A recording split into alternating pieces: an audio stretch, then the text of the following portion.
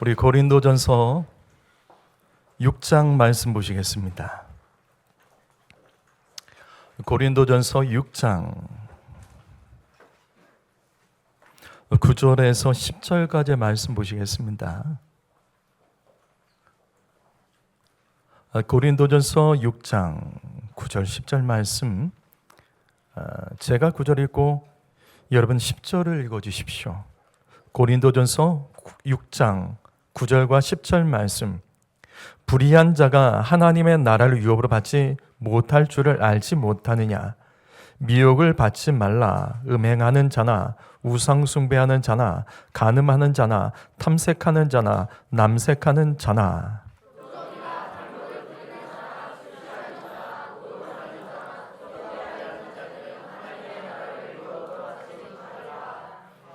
아멘. 한국교회여, 동성애 막지 않으면 유럽과 미국 교회에 듭니다.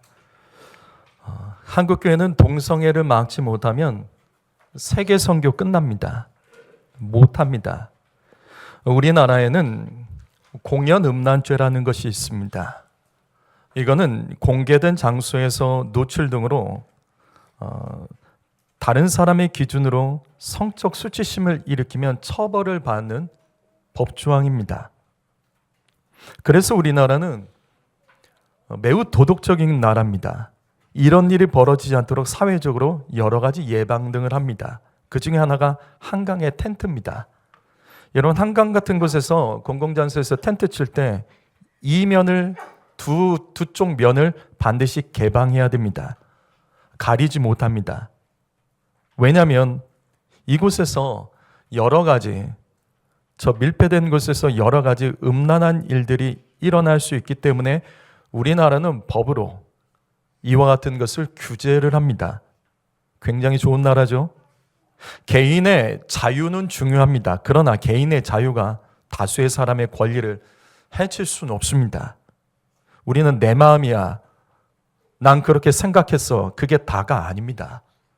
누구나 개인의 자유가 있고 생각할 권리는 있지만 다수의 사람을 해칠 수 있고 더 선한 능력으로 공동체가 함께 할 수 없다면 나는 조금 조절하고 손해보는 것이 맞습니다.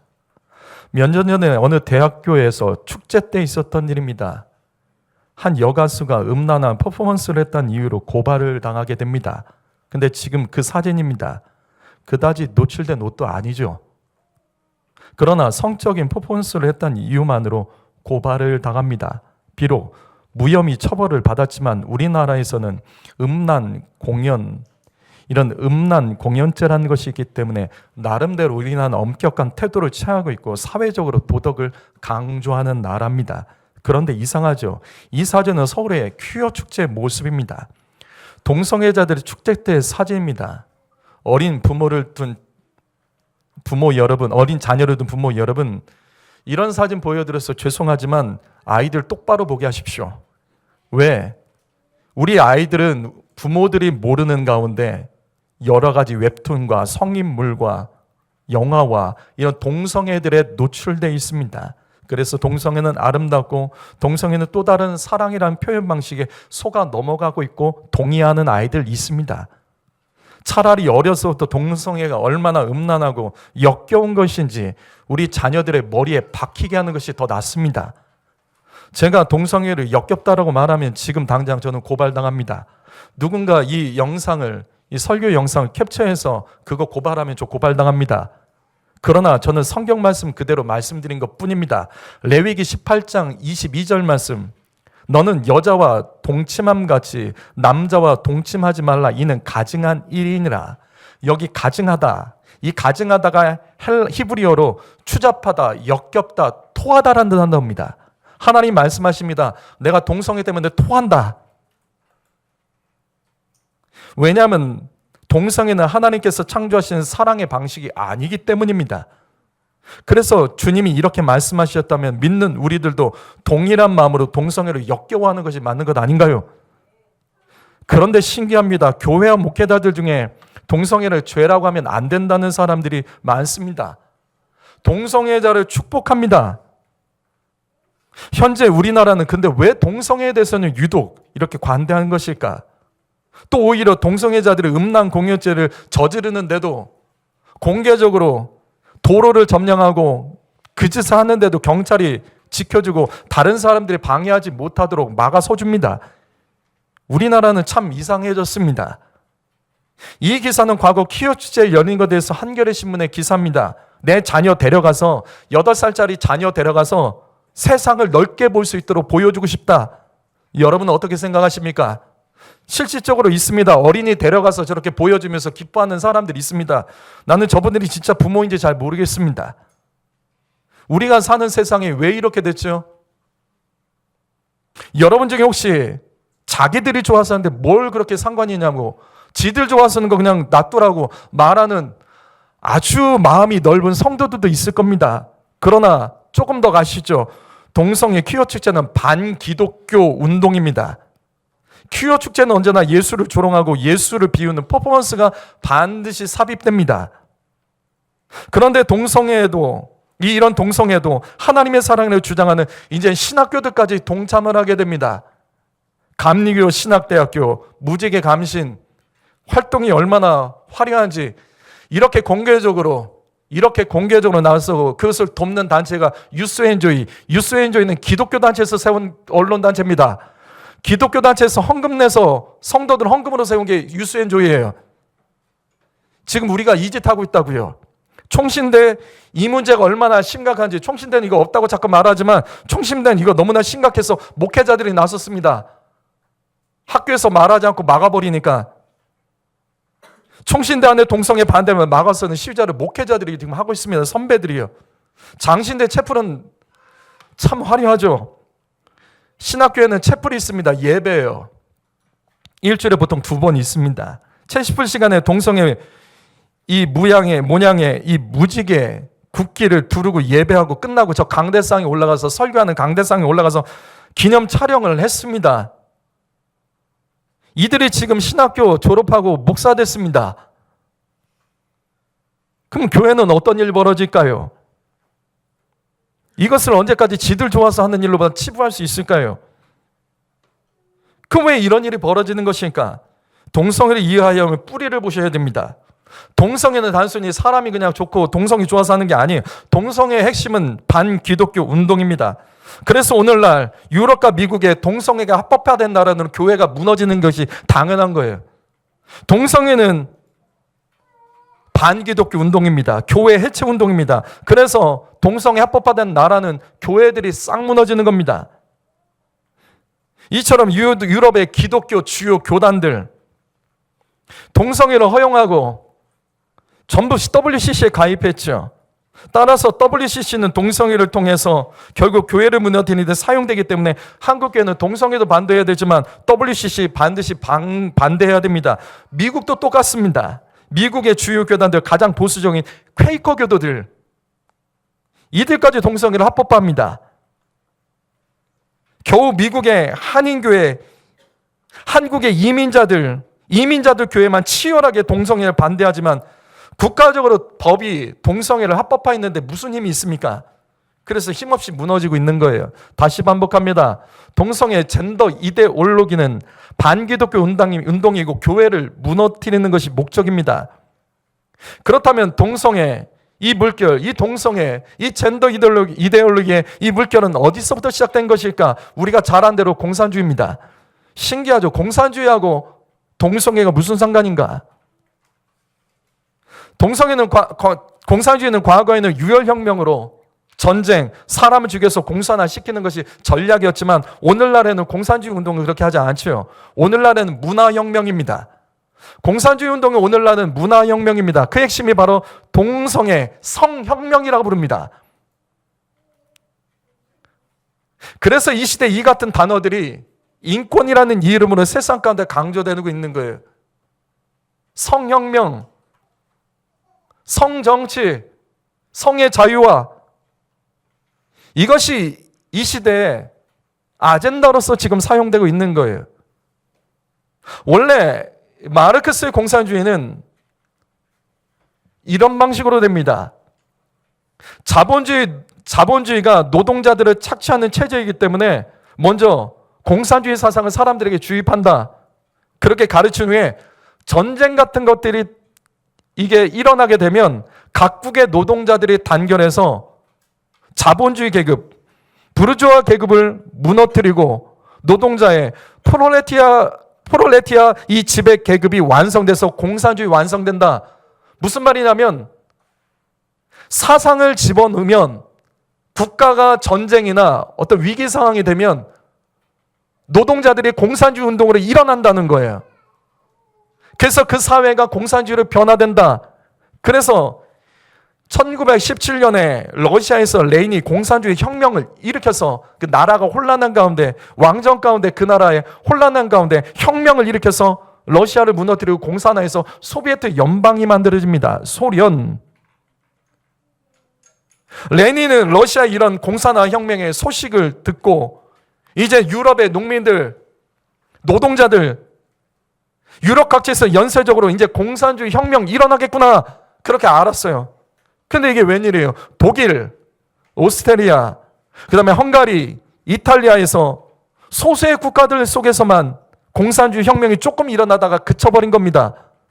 그러자 당황한 마르크스주의자들이 이 오류를 분석합니다. 왜 이렇게 됐을까?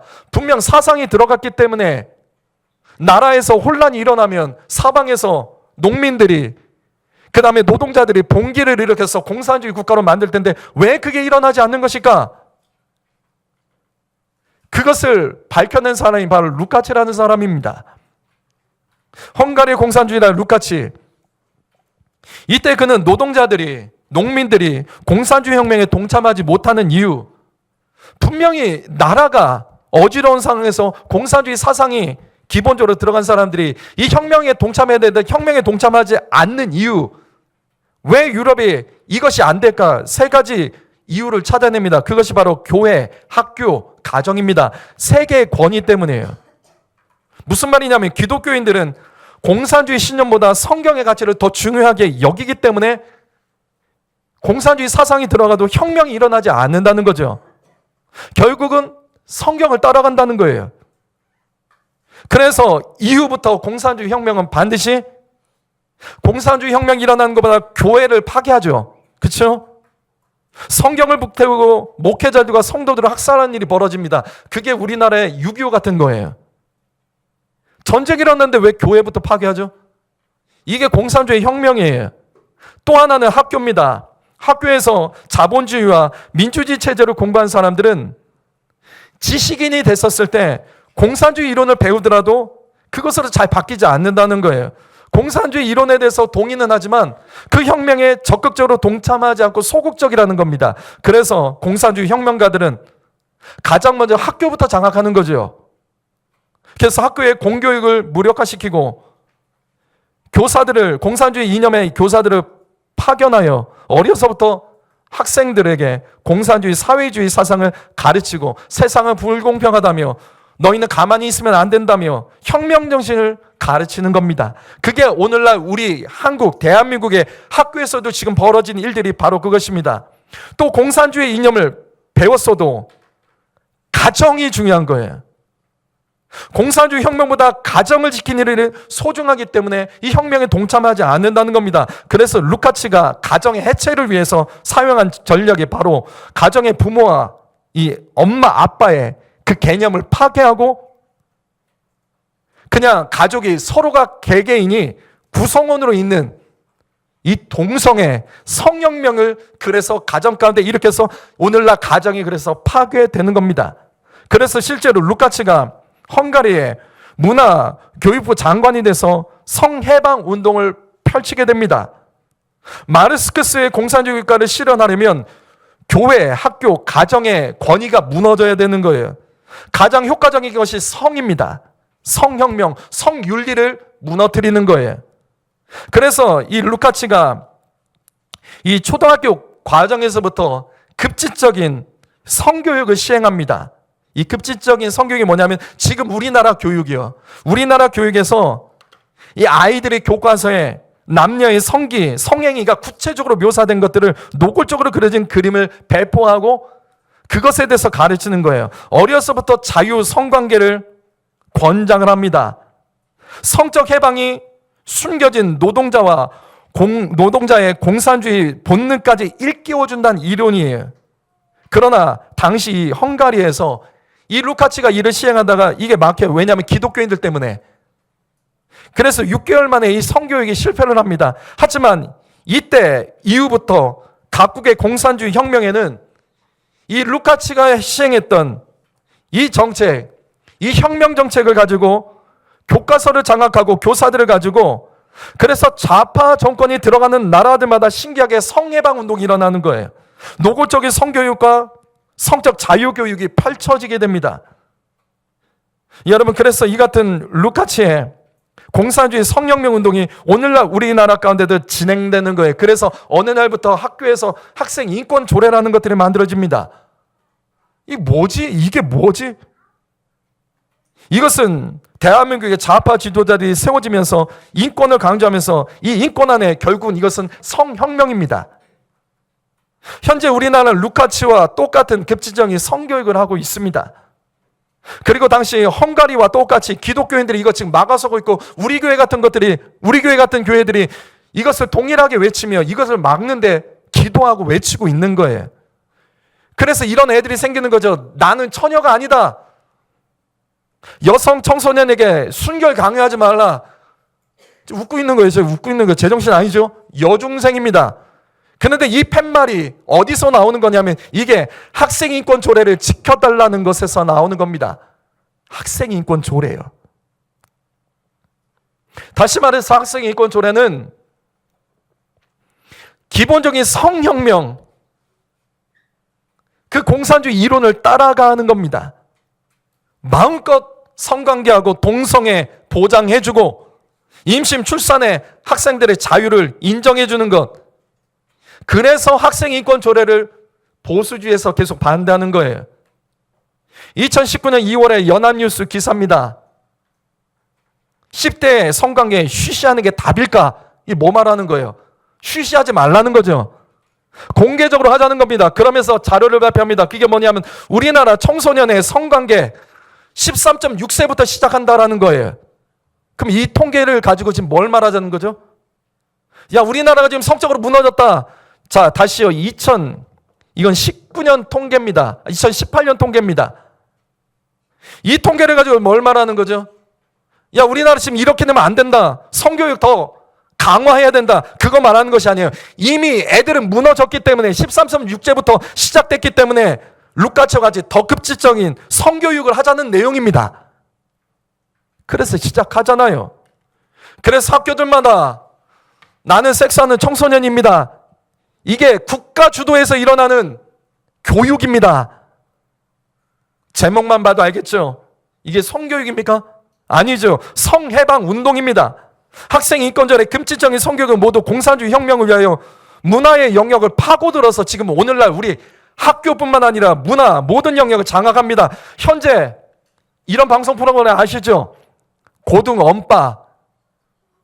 고등학생이 임신을 한 거예요. 결혼을 하고 임신을 한 거예요. 이 아이들을 소개하면서 응원하는 거예요. 사회가 이런 아이들에 대해서 편견으로 바라보면 안 된다. 맞지요? 그런데 이 방송의 목적은 그게 아니잖아요. 결국은 교회 욕을 다 하고 있고 아이들이 이미 성적으로 개방됐기 때문에 나라가 사회가 이들에 대해서 성적인 해방을 보장해 주자는 겁니다. 지금 우리나라 이렇게 가고 있습니다. 그래서 우리나라가 공산화 되었다는 말이 그래서 나오는 거예요. 그 중에 또 한 가지가 루카치의 공산주의 혁명에 따라서 2019년에 있었죠. 서울시 교육청에서 조희영 교육감이 학교에 교사들에게 공문 보냅니다. 자, 이제 서로를 선생님이라 부르면 안 됩니다. 쌤으로 부르십시오. 아니면 님으로 부르십시오. 왜? 조직의 수평적인 문화를 위해서.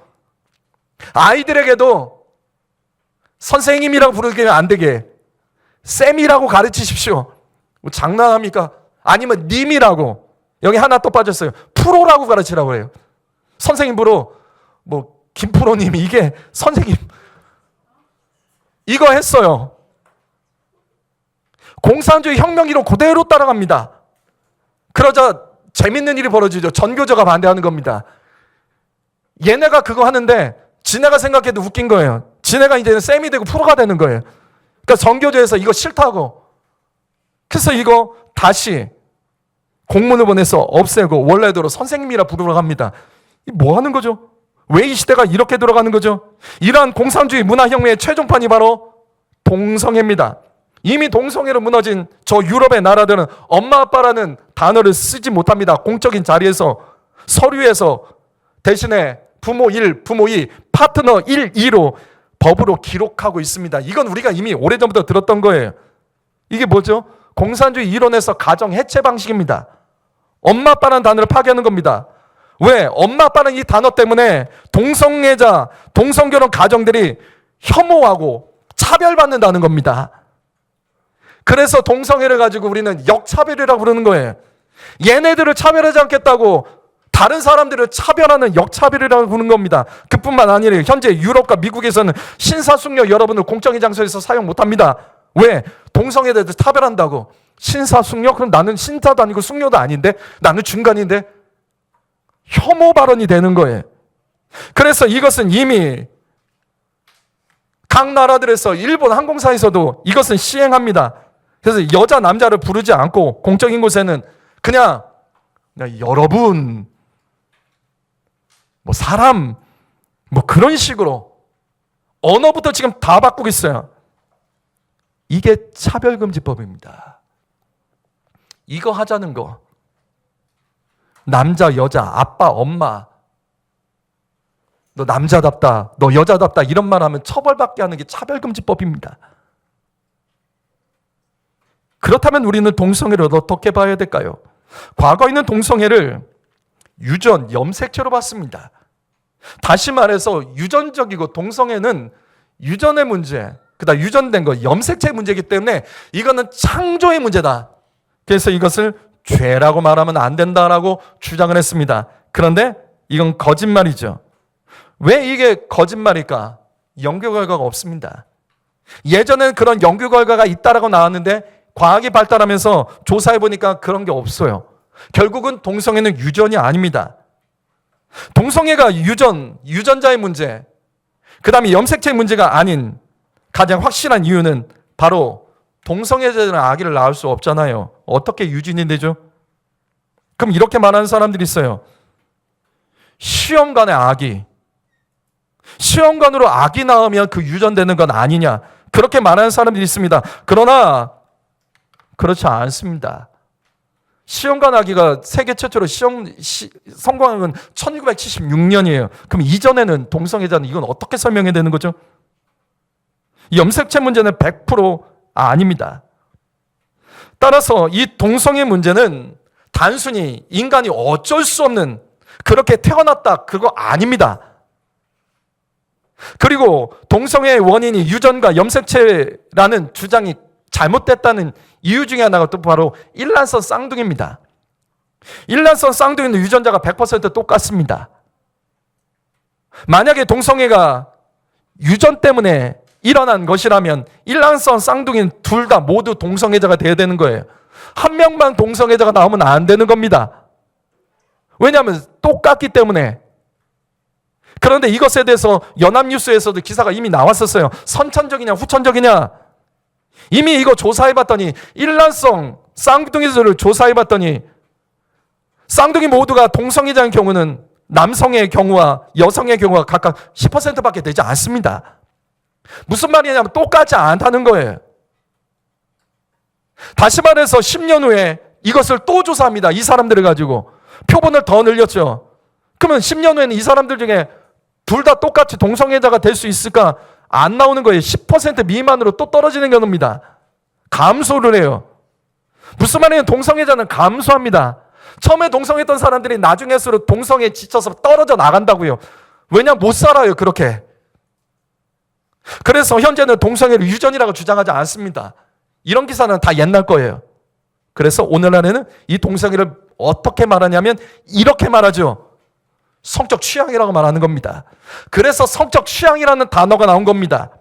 동성애는 어쩔 수 없는 것이 아니라 이건 개인의 취향이다. 그렇게 태어난 것이 아니다는 걸 다 알아요. 이거는 취향이에요. 그렇기 때문에 이걸 인정해줘야 된다는 거예요. 그래서 차별금지법이 문제입니다. 개인의 취향을 국가가 다 인정해줘야 된다. 그래서 무서운 결과가 나오는 거죠. 그래서 이런 말이 나오는 거죠. 이상성욕자가 나오는 거예요. 관음증, 소아성애자들, 비만성애자들이 있습니다. 비만인 사람만 좋아하는 사람이 있어요. 또 물건성애자들이 있어요. 마트나 편의점 가서 이상한 짓 하는 사람이 물건 보면서, 그 다음에 사람이 싫어서 동물과 성관계하는 사람, 그 다음에 가학적인 성관계, 가학적 성애입니다. 오타입니다. 그 다음에 인형성애, 일본에서 지금 인형 같은 거 수출해갖고 와갖고 수입해서 와서 그거 사용한 사람도 있어요. 이것도 모두 개인의 취향이죠. 그렇다면 법은 이것도 보호해줘야 되는 겁니까? 이 사람들도 편견 없이 바라보며 그래 너희 좋으니까 너희 좋은 대로 해라 이렇게 되는 게 맞냐고요. 하나가 뚫리면 다 뚫리는 거예요. 성도 여러분, 동성애란 건 무엇일까? 동성애는 이성보다 동성이 편한 것. 지금 여러분 옆에 있는 동성하고 앉아있는 분들 한번 보시고 막 혐오스러우세요? 막 끔찍하세요? 친구 있죠? 친구 있으면 안 되는 거예요? 친구끼리 서로 좋아하면 이거 안 되는 거예요? 친구끼리 서로 미워해야 됩니까? 그거 아니잖아요. 동성애는 그런 게 아니에요. 나는 이성보다 동성이 편하다. 이게 동성애가 아닙니다. 그러면 이건 어떻게 생각하세요? 동성애의 사랑? 난 너가 너무 좋아. 드라마, 영화, 웹툰, 특별히 학생들이 많이 보는 그 같은 영상이나 매체들 다 이렇게 묘사돼요. 다 잘생겼어. 다 예뻐요. 서로 아름다운 사람들끼리 만나서 서로 좋아하는 감정을 갖는 거, 이걸 축복받지 못하고 주변에서 편견 있게 바라보는 거, 안타까운 사랑, 이게 동성애라고 생각하십니까? 이게 아니에요. 동성애의 핵심은 더러워도 보세요. 동성 성관계입니다. 동성애는 그냥 동성끼리 좋아서 그냥 끝나는 게 아니라 반드시 동성 성관계로 가고 학문성교로 갑니다. 그래서 동성애자의 90%가 남자입니다. 그래서 에이즈, 원숭이 두창의 원인이 동성애라는 거예요. 아니 남자 여자가 서로 좋아하는데 왜 에이즈가 걸려요? 그게 아니죠. 성관계로 걸리는 거예요. 머리에 이걸 박아 넣으셔야 돼요. 우리 아이들, 동성애는 이런 거야. 그냥 아름다운 남자끼리 여자끼리 모여서 그냥 서로 좋아하는 게 동성애가 아니라 동성애는 성관계예요. 성관계. 역과요도 보십시오. 성경이 그래서 하나님께서 동성애를 향하여 역겹다라고 말씀하신 겁니다. 그래서 동성의 핵심 단어가 바로 식성입니다. 식성. 여러분, 동성애자들이 아무나 좋아하지 않아요. 홍석천 같은 사람이 남자만 보면 다 좋아하는 게 아니에요. 식성이 있습니다. 자기가 좋아하는 식성이 있습니다. 식성은 뭐냐면 먹는 거예요. 다시 말해서 성관계를 원하는 딱 그 스타일이 있다는 거예요. 그래서 동성애자들은 서로 만나면 식성을 따집니다. 너 식성 뭐냐고. 다 성관계로 갑니다. 동성애는 절대 아름다운 게 아니에요. 그래서 성경이 역겹다라고 말한 겁니다. 더 더러운 얘기 해드려요. 동성애는 여자 역할을 하는 남자들이 압도적으로 많습니다. 동성애 성관계에서 여자 역할하는 사람이 압도적으로 많다고요. 왜? 그게 더 쾌감이 있어서. 이게 동성애입니다. 이걸 국가가 보장해 주자고요? 여러분 주변에 동성애들 옹호하는 사람 있으면 저는 떼짜 맞자 네이버 검색만 해도 다 나와요. 오늘 말씀 정리하죠. 목사가 왜 이런 얘기를 앞에서 할까요? 저는 이 앞에서 말씀만 전해도 부족한 시간입니다. 근데 이 앞에서 제가 이거를 생각해 보세요. 제가 저런 PPT를 막 짜가지고 짜고 만들고 있는 저를 상상해 보세요. 제가 행복하겠습니까? 내가 이 일을 왜 하는 거지? 저도 싫죠. 짜증나죠. 그러나 우리가 사는 세상이 지금 이 상황이 왔어요. 성도 여러분, 동성애 세상에서 더럽다고 말하면 고발당합니다. 이것을 더 강화하는 것이 지금 차별금지법이라고요. 차별금지법의 핵심은 동성애 합법화로 이어지는 거고 성혁명을 보장해 주는 겁니다. 우리나라에서 동성애자 차별하나요? 방송에 지 마음대로 나오잖아요. 방송에 자기 마음대로 다 나오잖아요. 차별, 편견, 그런 시선 있을 수 있죠. 세상 살다 보면 못생긴 사람에 대해서 못생겼다고 말할 수 있죠. 뚱뚱한 사람에게 뚱뚱하다고 말할 수 있죠. 말라 비틀어진 사람에게 말라깽이라고 욕할 수도 있죠. 세상은 다 그런 거예요. 근데 동성애, 이 차별금지법은 그러면 처벌하겠다는 겁니다. 이 차별금지법은 소수자법입니다. 무슨 말이냐면 종교적으로도 차별하면 안 되는 거예요. 근데 다수자는 차별받을 수 있어요. 그래서 남성이 차별받는 거예요. 남성이 자수자라는 거예요. 그래서 교회는 차별금지법에 해당이 안 됩니다. 세상에서 교회 욕해도 교회는 그거 가지고 고발 못 해요. 왜? 이단은 우리를 고발해도 왜? 그들은 소수기 때문에. 이게 차별금지법입니다. 잘못 알고 있는 거예요. 차별금지법 벌어지면 야 이제 교회도 세상에 욕하면 이제 교회도 고발할 수 있겠지? 아니라고요. 성도 여러분, 동성애자들의 인생을 한번 생각해 보십시오. 젊은 날에 성적 취향을 따라서 그들이 그렇게 살다가 그게 몇 년이나 갈까요? 몸이 다 상하죠. 학문이 다 상하죠. 어떻게 살아갈까요? 그래서 동성애자는 숫자가 점점 줄어드는 겁니다. 여러분, 그래서 이번 주 토요일 날 밖으로 나오세요. 거리로 나오셔서 이거 같이 외치셔야 됩니다. 우리는 교회에서 사명 감당할 영역도 있지만 거리에서 사명 감당할 영역도 있는 겁니다. 이때 아이들 다 끌고 나오세요. 그래서 보여주셔야 돼요.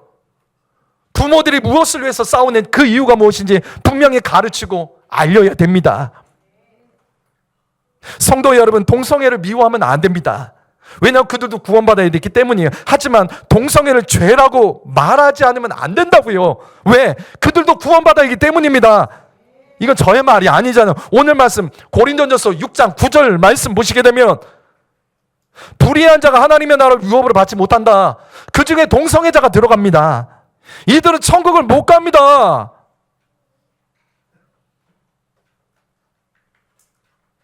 동성애는 하나님께서 사랑이 아니라 역겨워하시는 죄라고요. 그래서 동성애에 대한 교회의 입장은 분명해야 됩니다. 잘 기억하십시오. 동성애는 죄입니다. 동성애자를 향하여 죄인이라고 말하는 게 맞는 거예요. 근데 이렇게 하지 말라는 게 차별금지법입니다. 이런 멍청한 법이 어디 있어요? 하지만 교회는 동성애자들에 대해서만 죄라고 말할 수는 없는 거죠. 왜? 우리도 죄인입니다. 근데 이걸 사용하고 있잖아요. 너희도 죄인이면서 어떻게 동성애자들이 죄인이라고 말하냐? 맞는 말이에요. 우리도 죄인입니다. 하지만 동성애자들, 동성애 옹호하는 사람이 지금 이 말을 하고 있어요. 야, 동성애자만 죄냐? 너희도 죄인이지 않냐? 맞다고요. 우리도 죄인입니다. 그래서 우리도 이렇게 해야 되는 겁니다. 교회는 동성애라고 죄라고 말해야 되는 거예요. 교회에서는 동성애만 죄라고 말하나요? 교회에서는 동성애만 죄라고 말하지 않습니다. 그런데 동성애자들과 저들을 옹호하는 사람들 이거예요. 동성애자들의 동성애에 대해서는 죄라고 말하지 말라는 겁니다. 그건 안 된다는 거죠. 나도 죄인이고 동성애자도 죄인이기 때문에 동성애자들에게 너는 그거 죄다라고 말을 해줘야 되는 것이고 다른 성도들에게 다른 죄에 대해서는 그것도 죄다라고 말해주는 게 이게 맞는 거죠. 어떻게 이걸 잘못 사용하는 거죠? 성도 여러분, 지금 이 나라가 이렇게 가고 있습니다. 동성애 막지 못하면 우리나라 미국과 유럽 됩니다. 제가 몇 번 보여드렸잖아요. 프랑켄슈타인 테마 술집으로 변한 유럽이 교회입니다. 서커스 연습장으로 바뀐 유럽의 교회입니다. 스케이트보드 연습장으로 바뀌어버린 유럽의 교회입니다. 넓고 얼마나 좋아요, 저 안에서 놀면. 맥도날드로 바뀌는 유럽의 교회입니다. 이게 우리나라는 안 일어날 것 같아요? 미국의 최대 나이트클럽이 하나가 미국의 교회입니다. 미국의 10대 나이트클럽 중에 하나가 미국 교회라고요. 그럼 이건 우리나라에는 안 벌어진 일일까요? 지금 우리나라 벌어지고 있어요. 이태원에 교회 없어진 거 아세요? 이태원 안에, 그 안에 교회가 하나도 없습니다. 술집으로 넘어가고 신천지에 넘어갔습니다. 동성애자들이 물리면서 2017년에 마지막 교회가 문 닫았습니다. 동성애자들이 몰리면서 이태원에 교회가 없어졌다고요. 남의 나라 이야기가 아니에요. 우리의 이야기입니다. 성도 여러분, 동성애 막아야 됩니다. 굉장히 고상한 척 동성애에 대해서 온유한 태도를 취하면 안 돼요. 동성애는 분명히 죄고 우리도 죄인이기 때문에 교회는 동성애를 죄라고 말하고 다른 죄도 죄 지으면 안 된다고 말해야 되는 게 맞는 거예요. 회개해야 된다고 말하는 게 맞는 겁니다. 우리나라 진짜 위기입니다. 지금 다 넘어갔어요. 대한민국 하나 남았습니다. 대한민국이 동성애 막지 못하면 유럽의 교회 무너진 거, 미국 교회 무너진 거 우리 똑같은 일을 겪어요. 우리 이거 못 막아서면 대한민국 선교 못합니다. 유럽이, 미국이 동성애 넘어가면서 선교사들이 후퇴하고 지금 유럽 같은 데서 우리나라한테 선교사 보내달라고 하고 유럽의 그 전통 있는 교회들 목회자들이 없어서 한국의 신학생들이 가서 거기서 목회자가 돼서 담임 목회하고 있습니다. 성도 여러분, 대통령이 바뀌었다고요. 국회뿐만 아니라 행정부까지 지금 사법부까지 지금 만지잖아요. 상권 분립된 나라에서 지금 하나로 통일되고 있다고요. 이제 못 건드릴 때가 와요. 그러나 아직 시간이 있습니다. 지금은 외칠 때예요. 지금은 우리끼리 문제로 다투지 마시고 우리끼리 문제로 시험에 들지 말고 하나님께서는 지금 저와 여러분을 콜링하신다고요. 이 문제를 향하여 엎드려라. 이번 주 토요일 날 같이 힘써주세요. 기회 있을 때 우리 같이 합시다. 기도하겠습니다.